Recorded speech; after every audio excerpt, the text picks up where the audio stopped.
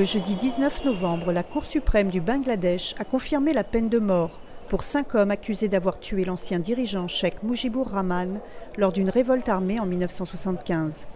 Les meurtres avaient éteint les premières lueurs de démocratie dans le pays. Le tribunal a accepté nos arguments et rejeté ceux de la défense. Les juges ont remarqué que les avocats des accusés n'avaient aucun point nouveau à présenter pouvant amener le tribunal à leur donner une autre sentence que la peine de mort.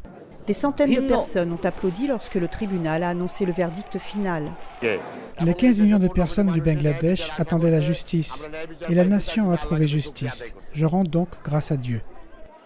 Le procureur est en fait un proche du dirigeant assassiné. Il a essuyé une larme en entendant le verdict. Son père et sa mère ont été tués la même nuit que Rahman. Il a été soulagé que la douloureuse saga trouve une fin.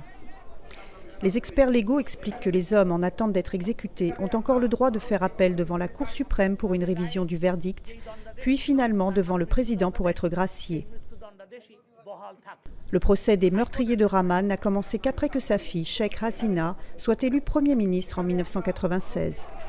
Le procès a été ralenti par des complications légales et a été interrompu lorsque sa rivale Begum Khaleda Zia est arrivée au pouvoir.